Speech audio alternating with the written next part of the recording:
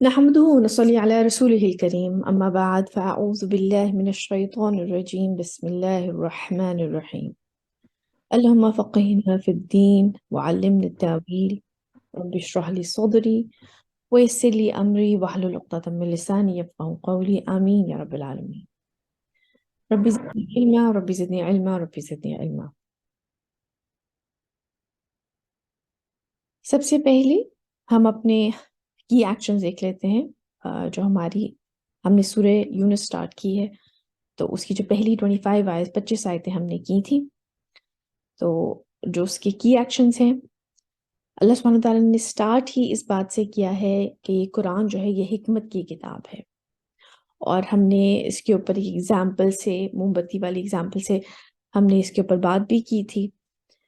तो जो हमारे लिए एक्शन है वो ये है कि ये हमारा यूज़र मैनुअल है जो कुरान है इस ज़िंदगी को जीने के लिए कामयाब होने के लिए तमाम हिदायत पर जो है हमें अमल करना चाहिए कुरान की। इसके साथ अल्लाह सुब्हानहू तआला ने कहा कि वो तदबीर करते हैं हर मामले की, हर मामला, हर चीज़ अल्लाह सुब्हानहू तआला के हाथ में है। वो हमारे राज़िक़, खालिक, मालिक, पालने वाले वो ज़ात हैं। तो जब ये सारा हर चीज़ की तदबीर अल्लाह ताला करते हैं तो हमारे करने का काम क्या है, हमसे एक्सपेक्टेड क्या है, वो ये है कि हमारा फ़र्ज़ सिर्फ़ ये है कि कुरान की हर हिदायत पे अमल करने की कोशिश करें। कुरान का मेन पैगाम ही ये है कि जो हिदायत इंसान को दी जा रही हैं वही उसके लिए बेहतर है और उसको उसी पे अमल करना चाहिए। फ़िज़ा आप कुछ पूछना चाह रही हैं? आंटी आपकी आवाज़ बहुत स्लो आ रही है। आप इंटरनेट कनेक्शन चेक कर लें, क्या बाकियों के साथ भी ऐसा है कुछ प्रॉब्लम?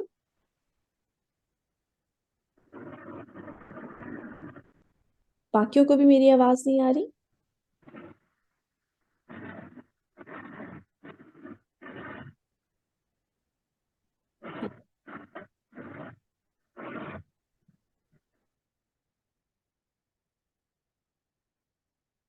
अ, आप बेशक चैट्स में लिख के बता दीजिए कि क्या वाक़ई मेरी आवाज़ बाकियों को भी नहीं आ रही है या उनके हो सकता है नेट का इश्यू है?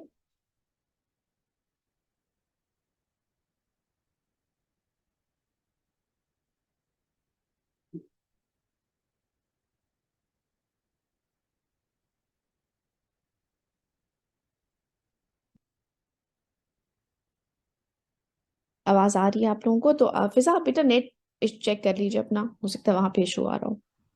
जी। शुक्रिया।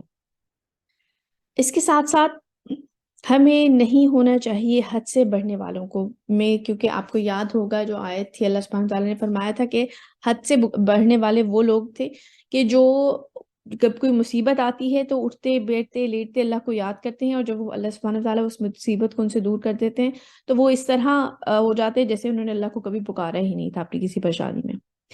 तो हमारे लिए एक्शन उसमें क्या था कि अल्लाह सुब्हानहू तआला को हमेशा याद रखें। खुशी में भी और गम में भी, मुश्किल वक़्त में भी और आसान औक़ात में भी।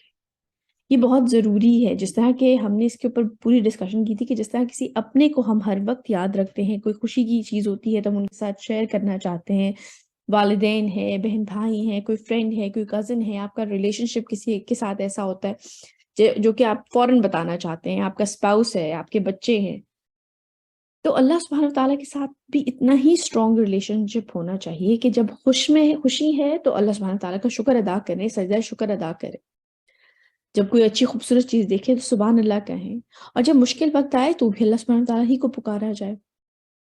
तो अल्लाह सुब्हानहू तआला को हमेशा याद रखें, खुशी में भी और गम में भी, मुश्किल वक़्त में भी और आसान औक़ात में भी। आज हम इंशाल्लाह आयत नंबर 26 से स्टार्ट करेंगे। चलिए शुरू करते हैं। अऊज़ु बिल्लाहि मिनश शैतानिर रजीम। बिस्मिल्लाहिर रहमानिर रहीम। लिल्लज़ीना अहसनुल हुस्ना व ज़ियादा वला यरहक़ु वुजूहहुम क़तरun वला ज़िल्लह उलाइका अस्हाबुल जन्नह हुम फ़ीहा ख़ालिदून। जो लोग एहसान की रविश इख्तियार करेंगे इनके लिए हुस्ना यानी कि भलाई है और मज़ीद भी।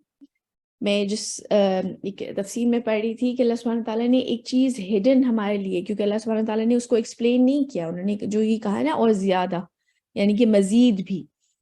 تو اس کو اللہ سبحانہ تعالیٰ نے یہ نہیں بتایا کہ وہ مزید کیا ہے، کیونکہ جنہ کے بارے میں جو ہم چیزیں سنتے ہیں وہ یہ ہے کہ نہ ہی کسی آنکھ نے اسے دیکھا، نہ ہی کسی کان نے اس کو سنا، اور نہ ہی کسی کے دل میں اس کا خیال آیا. تو اس میں کچھ ایسی چیزیں بھی ہوں گی جو شاید ابھی ہماری عقل جو ہے اس کو کمپریہینڈ نہیں کر سکتی، ابھی ہماری عقل اس کو سمجھ نہیں سکتی. تو اس لیے اللہ سبحانہ تعالیٰ نے کہا ہے کہ اور زیادہ، بلکہ ایک حدیث میں جو ہے یہ بھی آتا ہے کہ جب تمام یہ حساب ہو جائے گا، جنت والے جنت میں چلے جائیں گے اور وہاں کی وہ لذتیں ان کو مل جائیں گی، تو اللہ سبحانہ تعالیٰ فرمائیں گے کہ تمہارے لیے ایک وعدہ اور بھی ہے میرا جو مجھے پورا کرنا ہے. تو آپ لوگ کہیں گے کہ آپ نے ہمیں ہر آسائش دی، آپ نے ہمیں جہنم سے بچا لیا، آپ نے ہمیں جنت عطا کر دی، اس کی آسائشیں عطا کر دی، تو اور اب مزید کیا ہے؟ تو اللہ سبحانہ تعالیٰ پھر اس وقت پردہ اٹھے گا اور اللہ سبحانہ تعالیٰ اپنا دیدار کروائیں گے. اور اس سے بہتر اور کیا چیز ہو سکتی ہے انسان کے لیے؟ اس وہ اتنی بڑی نعمت ہوگی، اتنا بڑا احسان ہوگا کہ اور جنت کی باقی تمام نعمتیں، تمام احسانات جو ہیں وہ اس کے آگے چھوٹے پڑ جائیں گے کہ اللہ سبحانہ تعالیٰ کا دیدار نصیب ہو جائے انسان کو. تو اللہ سبحانہ تعالیٰ ہمیں ایسے لوگوں میں شامل فرمائیں. یاد رکھیں کہ جب بھی قرآن آپ پڑھ رہے ہوتے ہیں تو ان کی آیتوں کے ساتھ انٹریکٹ کیا کریں. جب کوئی اچھی جنت کی بشارت کی یا ایسی جو آیتیں آتی ہیں، ان سے اللہ سبحانہ تعالیٰ سے دعا کیا کریں کہ ہمیں ایسے لوگوں میں شامل کر دیں. اور جب دوزخ کی آیتیں آتی ہیں تو اس سے اللہ سبحانہ تعالیٰ سے دعا کیا کریں، یا سزا کی آتی ہیں کہ اللہ تعالیٰ ہمیں ایسے لوگوں میں شامل نہ کرے. تو جو لوگ احسان کی روش اختیار کریں گے ان کے لیے حسنہ، بھلائی ہے اور مزید بھی، اور نہیں مسلط ہوگی ان کے چہروں پہ سیاہی اور نہ ذلت. یہی ہوں گے جنت والے اور رہیں گے اس میں ہمیشہ ہمیشہ.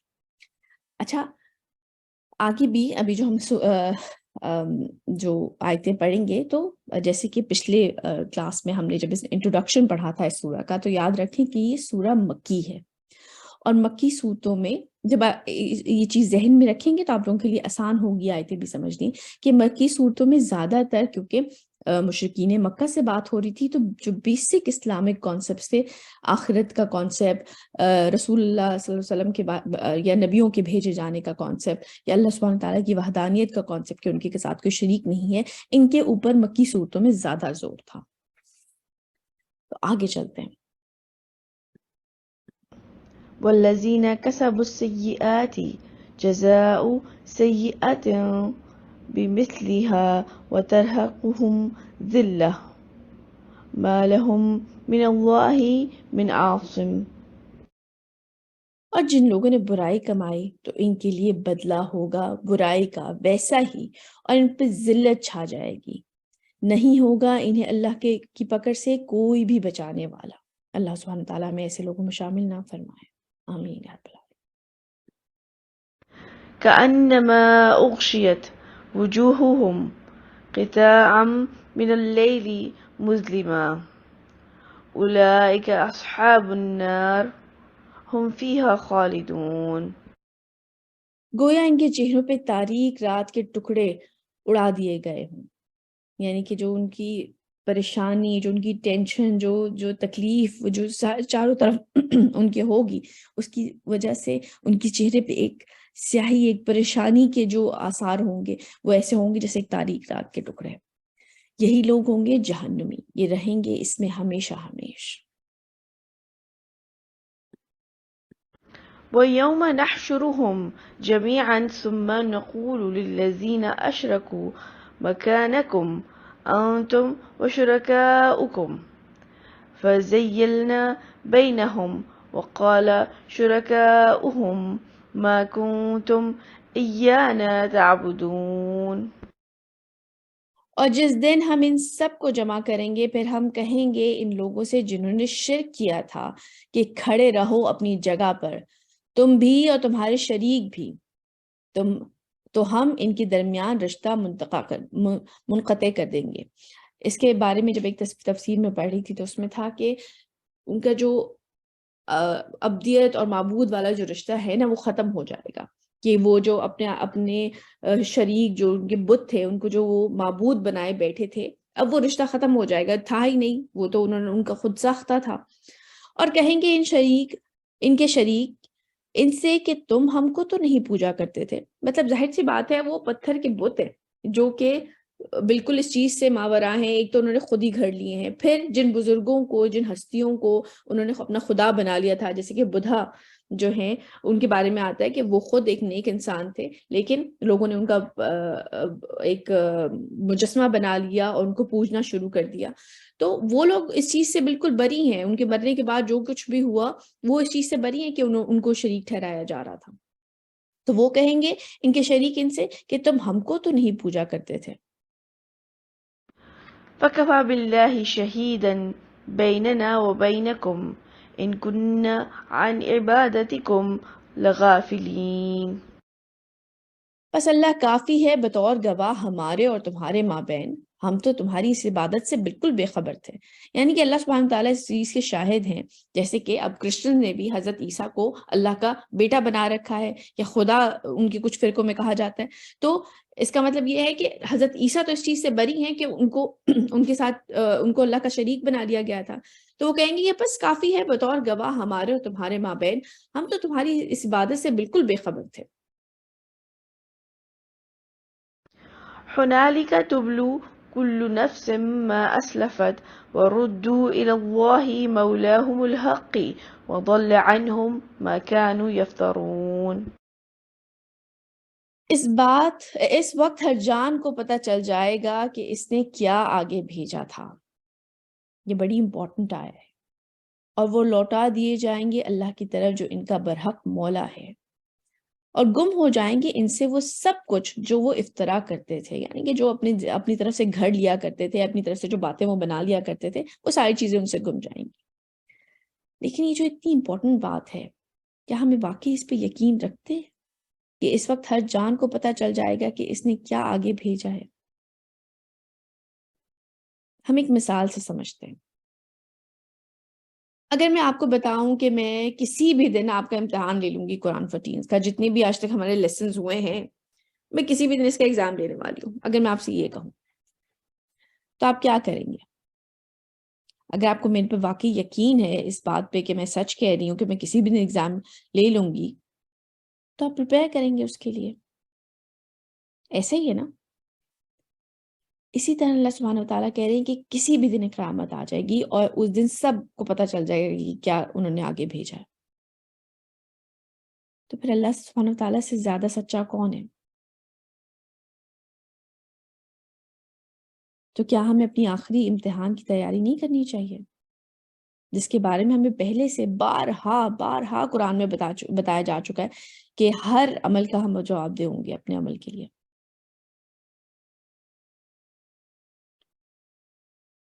اس میں کوئی راکٹ سائنس تو نہیں ہے. اگر آپ کی ٹیچر یہ کہتی ہے کہ میں سرپرائز ٹیسٹ لوں گی, تو اگر آپ کو یقین ہے تو آپ پریپیئر کریں گے نا. عقل مند ہے, حکیم آدمی تو وہی ہے, جیسے کہ وہ موم بتی کی ایگزامپلس تھی. تو ایک عقل مند انسان وہ ہے کہ جو اگر کامیاب ہونا چاہتا ہے وہ پریپیئر کرے گا. تو اللہ سبحانہ تعالیٰ تو بارہا کہہ رہے کہ اس دن پتہ چل جائے گا سب کو. تو پھر ہمیں کیا کرنا چاہیے؟ ہمیں ابھی سے اپنی زندگیوں کو درست کرنے کی کوشش کرنی چاہیے. یہ ضروری ہے. اور جو آپ سمجھ لیں 5 ایکشنز جو کہ فوری ہمیں اپنی زندگی میں شامل کرنے ہیں, یہ کہیں لکھ کے لگا لیں کہ اول تو ہمارے اندر واقعی کامیاب ہونے کی خواہش ہو. ہم چاہتے ہو کہ ہم کامیاب ہو جائیں آخرت میں, ہم اس دن کی شرمندگی سے بچ جائیں. دوسرا, تمام جو بنیادی ستون ہیں, جو پہلے 5 فرض ہیں ہمارے, سب سے پہلے تو ان کے اوپر کام شروع کیا جائے. حلال 100% حلال کی کوشش کرے. وہ جو چیزیں جو کہ ہمارے اختیار میں نہیں ہے یا ہمیں پتہ نہیں ہے, وہ اس کے لیے تو بے شک کوئی نہ کوئی معافی کی صورت پھر بھی بن جاتی ہے. لیکن جو چیزیں سیٹ حرام ہیں انہیں تو اپنی زندگی سے نکال دینا چاہیے. نیکی کا حکم دینا چاہیے, خود بھی نیکی کرنی چاہیے, اور برائی کو روکا جائے. یہاں پہ یہ ٹائپو ہو گیا ہے، برائی کو روکنے کے لیے ہے، نیکی کا حکم دیا جائے اور برائی سے روکا جائے، اور ہدایت اور بخشش کے لیے، جیسے کہ ہم نماز میں ہر رکعت میں سورہ فاتحہ پڑھتے ہیں، ہدایت مانگتے ہیں اللہ سبحانہ تعالیٰ سے، تو ہدایت اور بخشش، جو گناہ ہم سے ہو جاتے ہیں، جو ہم جانے انجانے میں جو غلطیاں ہم سے ہو جاتی ہیں، جو جان بوجھ کے بھی ہم کئی دفعہ کر رہے ہوتے ہیں، تو اس کے لیے مسلسل انسان اللہ سبحانہ تعالیٰ سے دعا کرتا رہے، اس چیز کو ریئلائز کریں کہ ہم سے غلطی ہو رہی ہے۔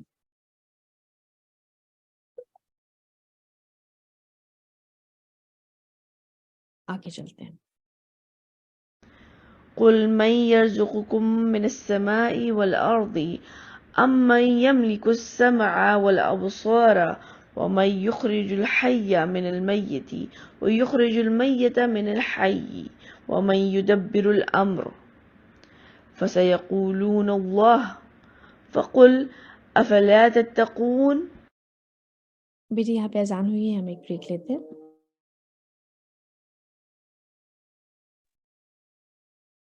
اے نبی، ان سے پوچھئے کہ کون ہے جو تمہیں رزق پہنچاتا ہے آسمان اور زمین سے، یا کون ہے جس کے قبضے قدرت میں ہے تمہارے کان اور تمہاری آنکھیں، یعنی کہ جو تمہاری جان ہے وہ کس کے قبضے قدرت میں ہے، اور کون ہے جو نکالتا ہے زندہ کو مردہ سے اور مردہ کو زندہ سے۔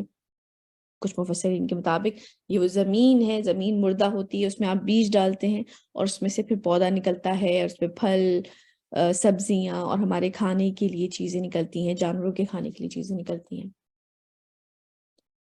اور کون ہے تدبیر امر کرنے والا، یعنی کہ تمام چیزوں کے معاملات کی تدبیر کرنے والا کون ہے؟ تو وہ کہیں گے اللہ۔ تو آپ صلی اللہ علیہ وسلم فرمائیں کہ کیا پھر تم اس اللہ سے ڈرتے نہیں ہو؟ مطلب جب تمام تر چیزیں اللہ سبحانہ تعالیٰ کے قبضہ قدرت میں ہیں، جب تمہاری کان، تمہاری آنکھیں، ہر چیز اللہ کی قبضے میں ہے، تو تمہیں اللہ سے ڈر نہیں لگتا جو اتنی آسمان اور زمین کا مالک ہے، جو ہر چیز کا پالنے والا ہے؟ تمہیں اس سے ڈر نہیں لگتا کہ تم اس قسم کی چیزیں اپنی طرف سے گھڑ لیتے ہو؟ فذلكم الله ربكم الحق فماذا بعد الحق إلا الضلال فأنا تصرفون۔ تو وہی ہے اللہ تمہارا رب برحق، تو حق کے بعد کیا رہ جاتا ہے سوائے گمراہی کے؟ مطلب قرآن جو ہے وہ تو بالکل ایک صاف سیدھی حق بات کہہ رہا ہے، تو کہاں سے تم پھیرے جا رہے ہو؟ مطلب تم کیوں اس چیز کو ریئلائز نہیں کر رہے ہو کہ یہ ساری چیزیں جو تمہارے سامنے اتنی اوپن نشانیاں ہیں اس قدرت کے اندر، یہ حق ہے اللہ کی طرف سے۔ اسلام میں جو کچھ ہے وہ بلیک اینڈ وائٹ ہے۔ تو عملی طور پہ اس کا مطلب کیا ہے؟ اس کا مطلب یہ ہے کہ ہمیں ہر ہدایت پر عمل کرنا ہوگا۔ ہم ایسا نہیں کر سکتے کہ اپنی مرضی کی چیزوں کو پکڑ لیں جو آسان ہیں اور جو مشکل چیزیں ہیں وہ چھوڑ دیں۔ ہم پک اینڈ چوز نہیں کر سکتے۔ جو حق اگر ہمارے سامنے آ چکا ہے کہ قرآن حق ہے، اللہ حق ہے، تو پھر جو ہدایات ہیں ان کو تو ماننا ہوگا، ورنہ تو آپ 100% قرآن کو مانیں گے۔ ایسا نہیں ہو سکتا کہ اپنی مرضی کی آسان چیزیں مان لی اور مشکل چیزیں چھوڑ دی، پھر تو ہر چیز بلیک اینڈ وائٹ ہے۔ پھر جو اچھا عمل کرنے والا ہے اس کے لیے بھی بتا دیا گیا ہے کہ اس کا انجام کیا ہے، اور برے عمل کرنے والے کا بھی انجام بتا دیا گیا ہے۔ آگے چلتے ہیں۔ كذلك حقت كلمة ربك على الذين فسقوا أنهم لا يؤمنون۔ اسی طرح تیرے رب کی بات سچ ثابت ہوئی نافرمان لوگوں پر کہ وہ ایمان نہیں لائیں گے۔ مطلب جو اللہ سبحانہ و تعالیٰ، ظاہر سی بات ہے اپنے علم کے احاطہ، اللہ ہر چیز کا احاطہ اللہ سبحانہ تعالیٰ کے علم نے کر رکھا ہے۔ اللہ سبحانہ تعالیٰ یہ چیزیں پہلے سے جانتے تھے کہ انسان اپنی سرکشی اور اپنی ہٹ درمی کی وجہ سے جو لوگ ایمان نہیں لائیں گے۔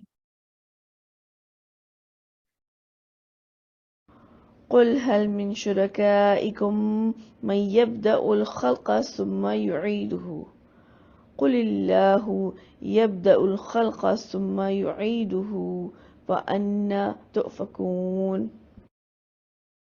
ان سے پوچھیے کیا تمہارے شریکوں میں سے کوئی ایسا بھی ہے جو تخلیق کرتا ہو پہلی مرتبہ اور پھر اسے دوبارہ بھی بنائے؟ آپ کہیے صرف اللہ ہی ہے جو پہلی مرتبہ بھی پیدا کرتا ہے، پھر وہ اسے دوبارہ بھی بنائے گا، تو تم کہاں سے پلٹائے جا رہے ہو؟ مطلب یہ ساری چیزیں اتنی obvious تمہارے سامنے ہیں کہ تمہارے معبود جنہیں تم نے خدا بنا رکھا ہے وہ تو پہلی دفعہ بھی کریٹ نہیں کر سکتے، وہ دوبارہ بھی کریٹ کرنے پہ قادر نہیں ہے۔ ایک ہی ذات ہے جو کہ دوبارہ پہلی دفعہ بھی پیدا کرتی ہے اور دوبارہ بھی پیدا کرے گی۔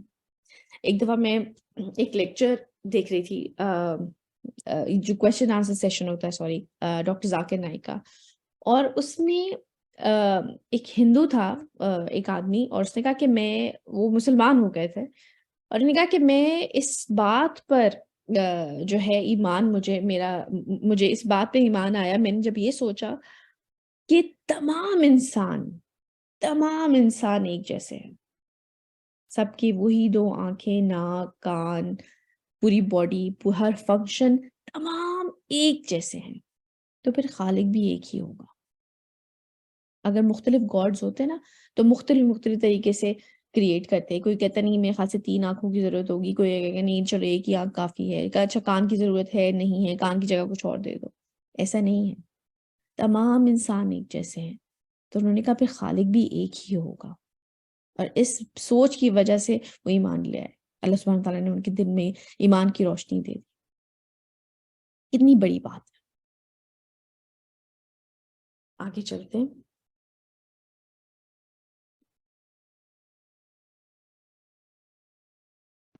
قل هل من شركائكم من يهدي إلى الحق قل الله يهدي للحق أفمن يهدي إلى الحق أحق أن يتبع أم من لا يهدي إلا أن يهدى فما لكم كيف تحكمون۔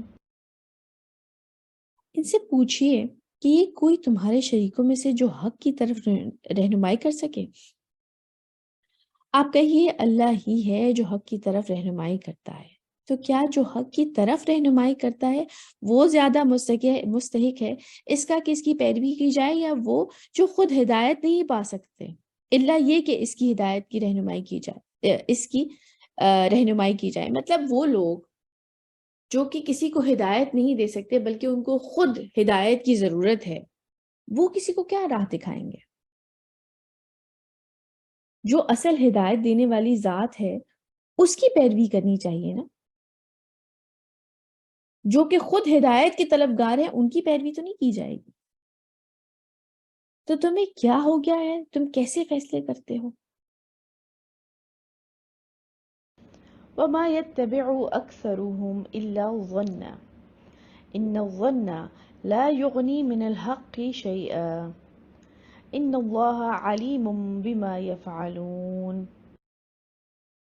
یہ بات آج ہمارے اوپر بھی اتنی صحیح فٹ ہوتی ہے، اور نہیں پیروی کرتے ان میں سے اکثر مگر گمان کی، اپنی طرف سے گھڑی ہوئی چیزوں کی، اور یہ گمان کسی بھی درجے میں انسان کو حق سے مستغنی نہیں کر سکتا، یعنی کہ اس کو کوئی فائدہ نہیں پہنچا سکتا، گمان ہی ہے نا، سوچ ہی ہے ایک۔ یقیناً اللہ جانتا ہے جو کچھ یہ کر رہے ہیں۔ ہم مذہب کے بارے میں نا تصدیق کیے بغیر بہت ساری چیزیں فرض کر لیتے ہیں، اور باقی جو عام چیزیں ہیں ان کے لیے ہم باقاعدہ طور پہ تصدیق کرتے ہیں، علم حاصل کرتے ہیں، چاہے وہ لیٹسٹ لائنر لگانے کا ٹرینڈ ہو، چاہے وہ شرٹ کی لینتھ ہو کہ آج کل 48 چل رہی ہے یا 39 چل رہی ہے، یا کون سا کلر ان ہے، اس کے بارے میں ہم فٹافٹ یوٹیوب پہ بھی دیکھیں گے، ٹک ٹاک پہ بھی دیکھیں گے، پنٹرسٹ پہ بھی دیکھیں گے کیا ٹرینڈ چل رہے ہیں، ہمیں یہ پتا ہونا چاہیے، اور ہم ریسرچ کرتے ہیں باقاعدہ طور پہ اس کے اوپر۔ ایسا ہوتا ہے نا؟ کیا خیال ہے؟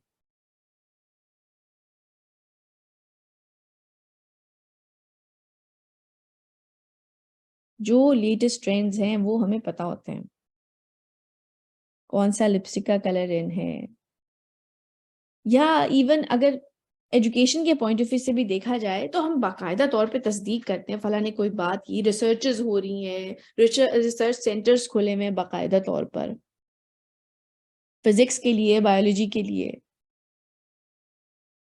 لیکن جب مذہب کی بات آتی ہے تو ہماری دادی یہ کہا کرتی تھی، ہماری نانی یہ کہا کرتی تھیں، ہمارے تو بڑے بوڑھے یہ کہتے ہیں تو ہم تو اسی طرح کرتے ہوئے آ رہے ہیں، اس کو ہم اپڈیٹ نہیں کرنا چاہتے. ہم ان کے زمانے کی قمیض نہیں پہنیں گے، لیکن ہم ان کے طریقے سے نماز ضرور پڑھ لیں گے، یا ان کی طریقے سے کوئی بھی جو کہ ایڈیشن دین میں ہوئی ہوئی ہے وہ ضرور فالو کر لیں گے.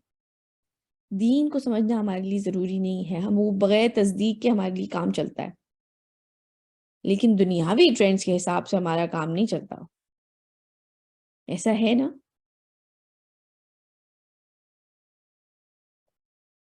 ارے کوئی تو بات کرے، کوئی تو جواب دے. کیا خیال ہے؟ جی بالکل صحیح کہہ رہی ہیں سنا آنٹی. ایسا ہوتا ہے نا کہ ہم بس جو لیٹسٹ ٹرینڈز ہیں ان کے بارے میں بڑے فوکسڈ ہیں، یا ایون پڑھائی کے لحاظ سے جو لیٹسٹ چیزیں چل رہی ہیں کہ یہ زیادہ ہائی پیئنگ جاب ہوگی، آج کل اس کا ٹرینڈ چل رہا ہے. انفارچونیٹلی ایسے ممالک ہمارے جیسے ملک جو ہیں جہاں پر بہت زیادہ غربت ہے ایسے ہے، تو وہاں پر اپنی مرضی کی چیز تو نہیں، ہم سے اپنی مرضی کا پروفیشن تو نہیں لے پاتے. ہم تو زیادہ تر یہ دیکھتے ہیں کہ اچھا اس چیز کا ٹرینڈ چل رہا ہے، اکاؤنٹنگ ہے یا انجینئرنگ ہے یا میڈیکل ہے یا اس سے ریلیٹڈ کوئی بھی کمپیوٹر سائنسز ہے، اس سے ریلیٹڈ آج کل جاب اچھی مل جاتی ہے، ہائی پینگ جاب مل جاتی ہے، تو ہم یہ کر لیتے ہیں. لیکن مذہب کے معاملے میں ہمارا معاملہ یہ نہیں ہے. تو پھر کیا کرنا صحیح ہے؟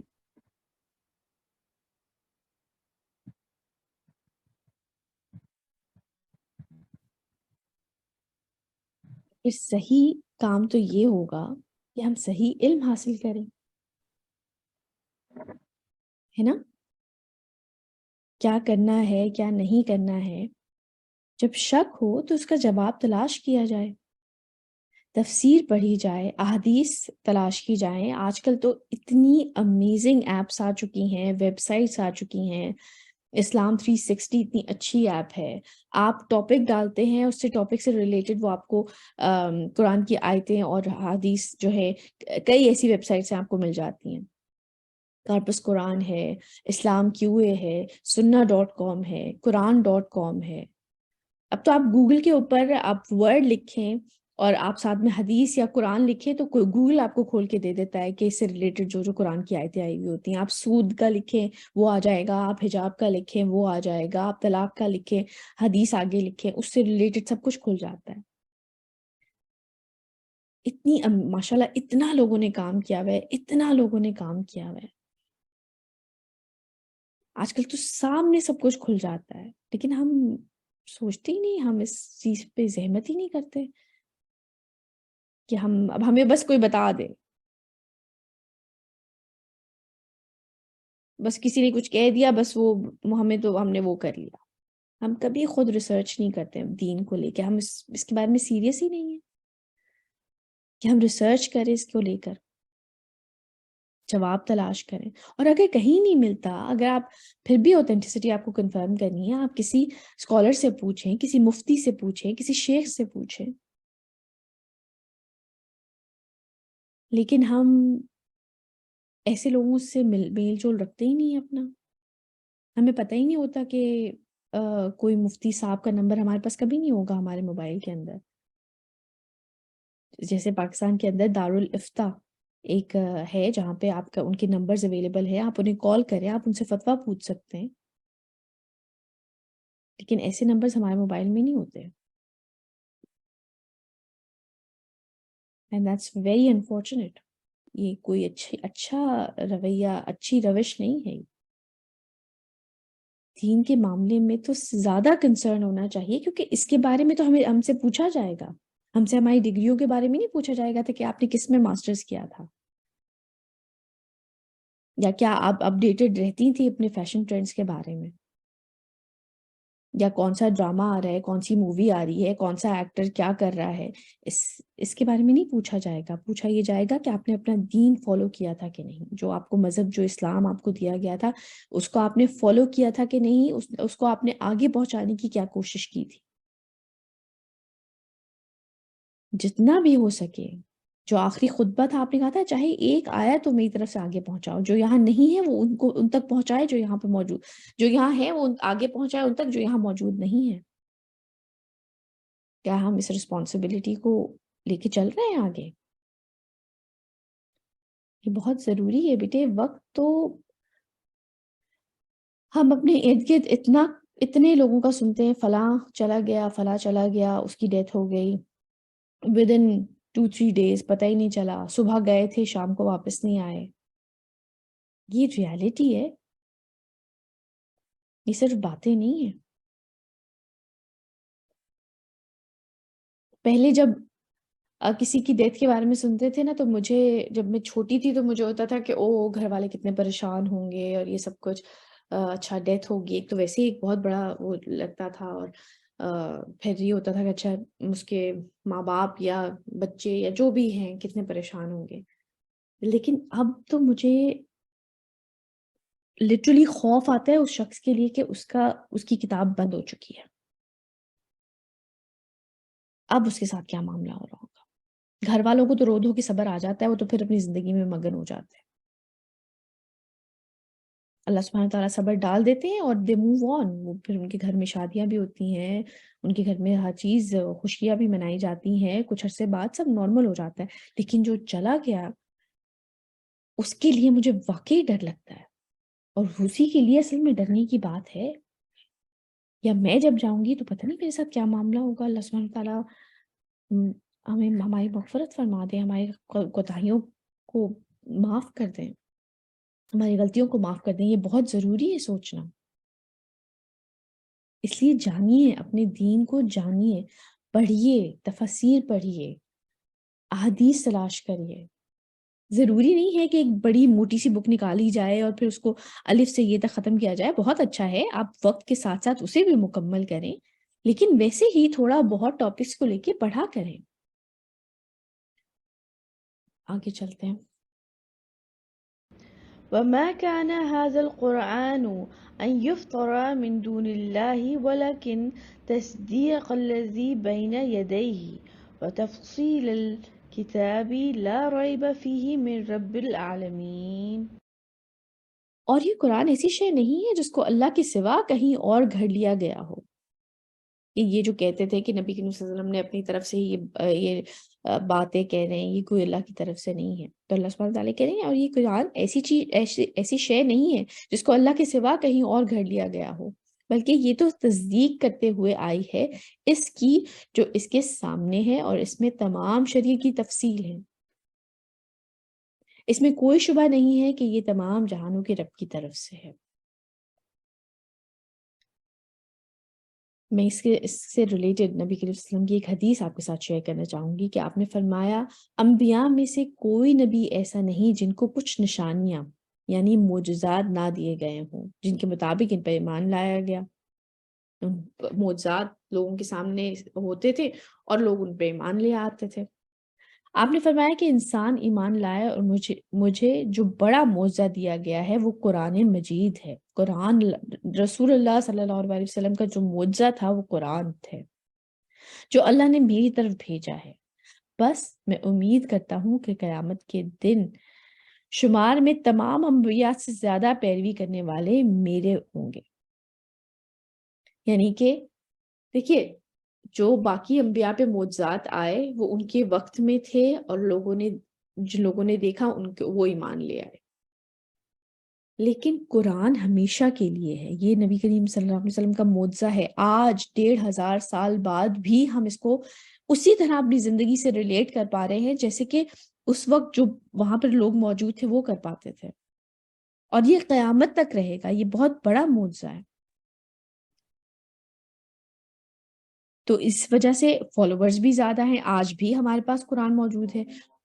وہ جو معجزات پہلے ہوئے تھے وہ تو جو ان کے ماننے والے تھے ان کی اب آج کی جنریشن تو انہیں وٹنس نہیں کر سکتی.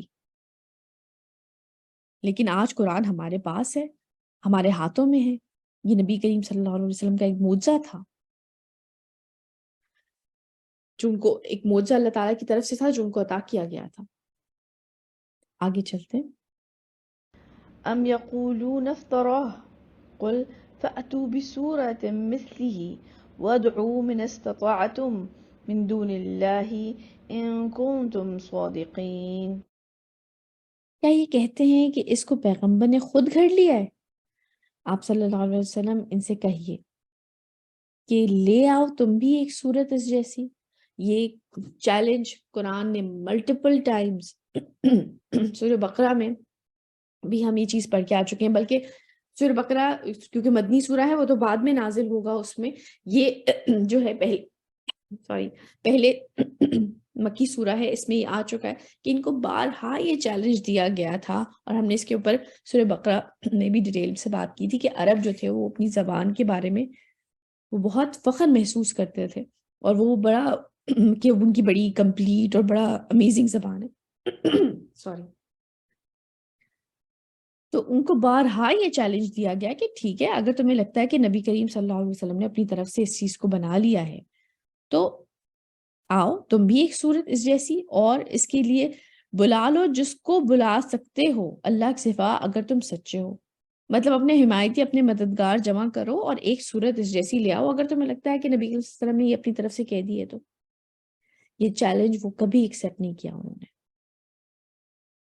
وہ کر ہی نہیں سکتے تھے، یہ اللہ کا کلام ہے.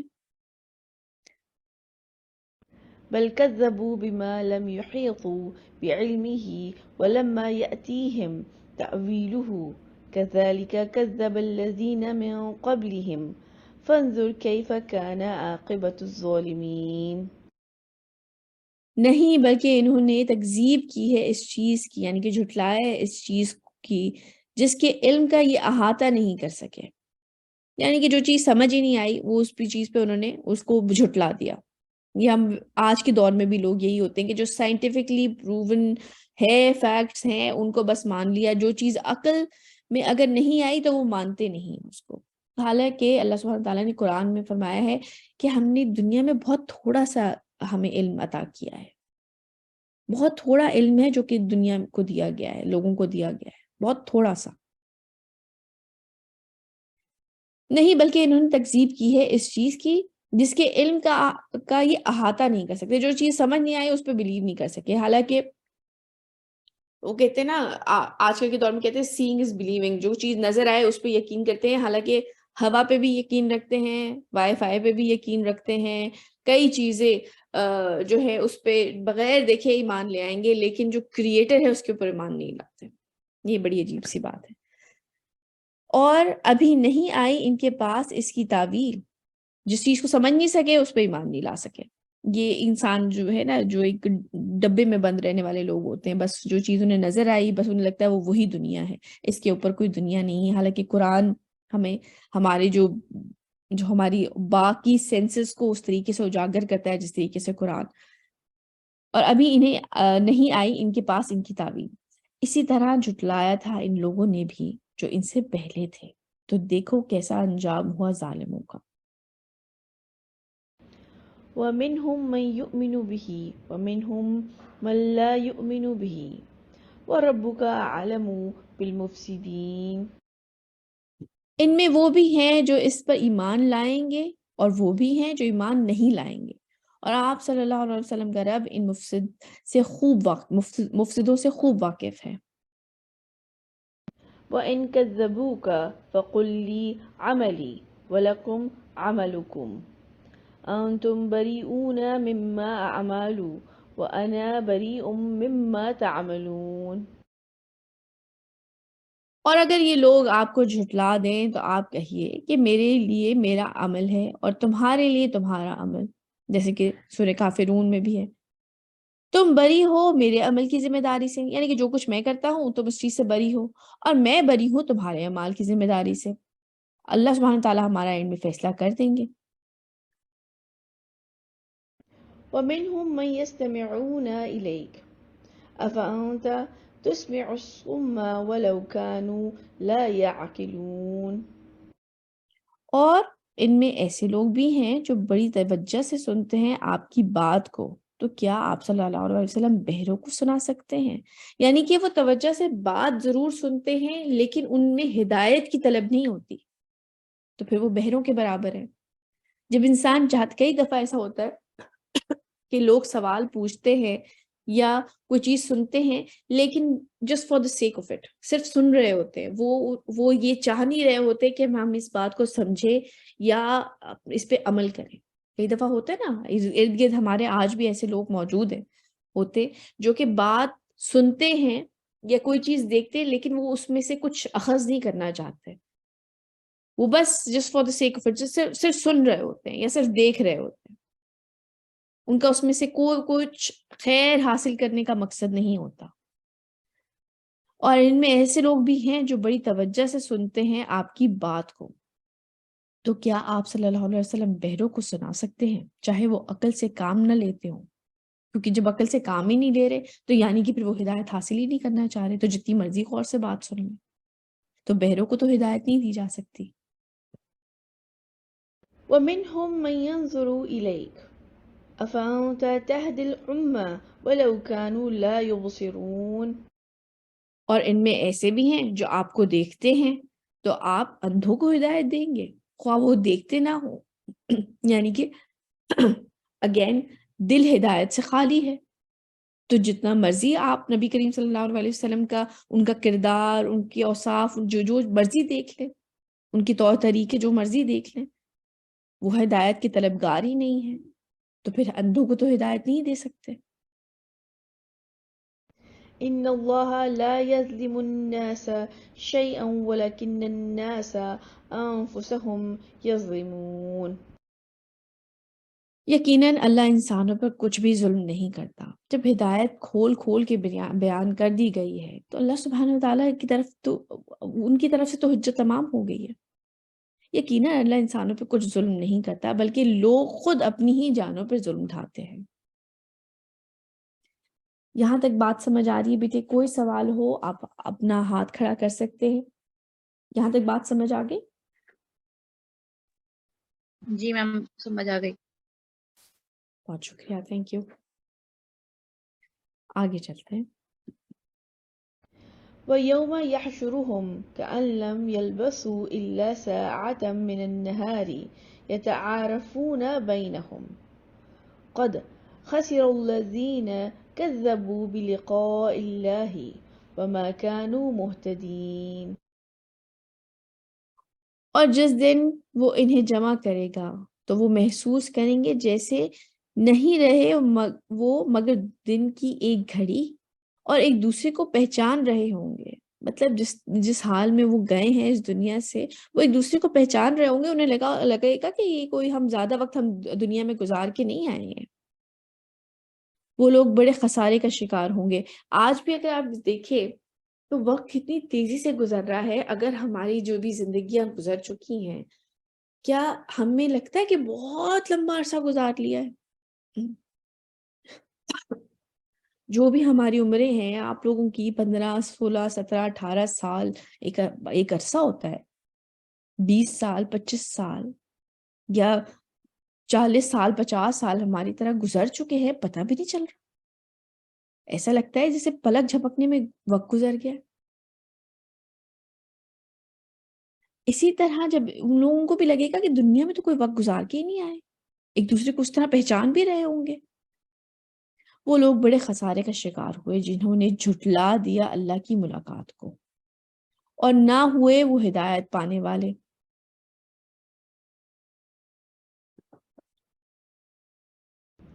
وإما نرينك بعد الذي نعدهم أو نتوفينك فإلينا مرجعهم ثم الله شهيد على ما يفعلون۔ اور اگر ہم دکھا دیں آپ صلی اللہ علیہ وسلم کو اس میں سے کچھ عذاب جس کا ہم ان سے وعدہ کر رہے ہیں، یا اس سے پہلے ہی ہم آپ کو وفات دے دیں، بس انہیں ہماری ہی طرف لوٹ کر آنا ہے، پھر اللہ گواہ ہے اس پر جو وہ کر رہے تھے۔ یعنی کہ اللہ سبحانہ وتعالیٰ ہو سکتا ہے نبی کریم صلی اللہ علیہ وسلم کی زندگی میں ہی وہ عذاب ان لوگوں پر لیا ہے جس کا ان سے وعدہ کیا جا رہا ہے، اور ہو سکتا ہے کہ یہ آپ کے وفات کے بعد ان کے اوپر یہ عذاب آئے۔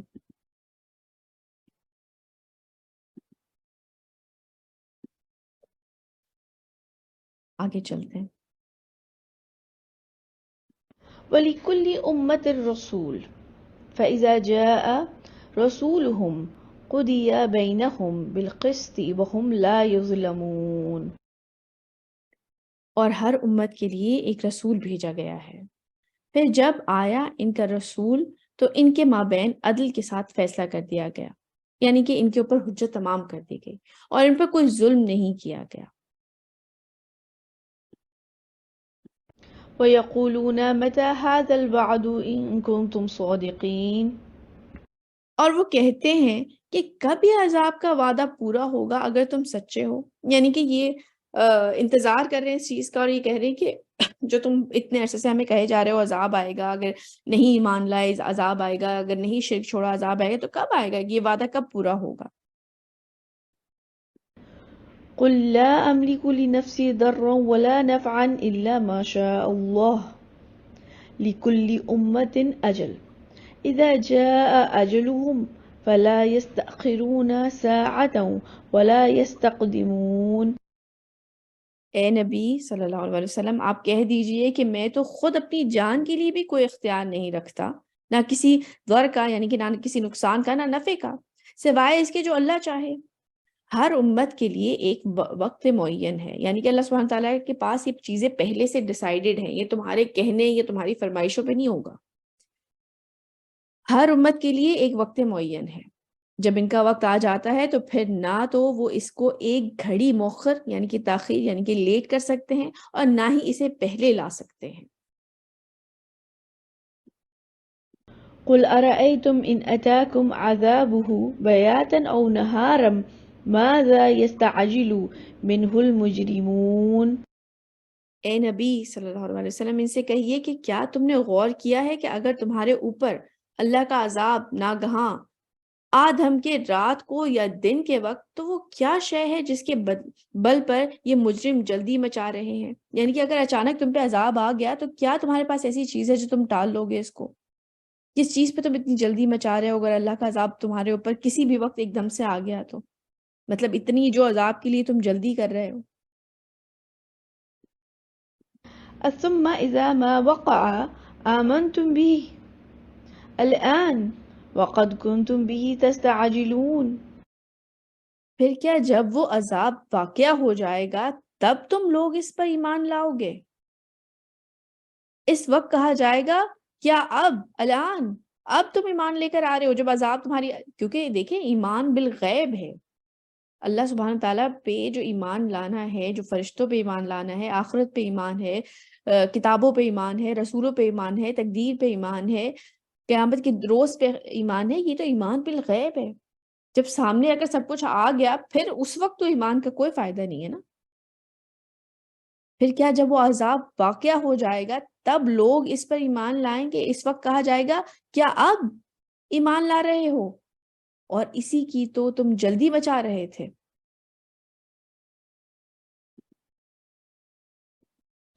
ثم قيل للذين ظلموا ذوقوا عذاب الخلد هل تجزون إلا بما كنتم تكسبون۔ پھر کہا جائے گا ان ظالموں سے کہ اب دائمی عذاب کا مزہ چکھو۔ اللہ سبحانہ تعالیٰ ہمیں سے لوگوں میں شامل نہ فرمائیں۔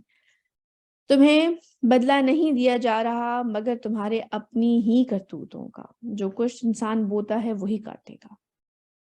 آج کے ہمارے لیسن یہیں تک، آج کے جو ہمارے کی ایکشنز ہیں ہم وہ دیکھ لیتے ہیں۔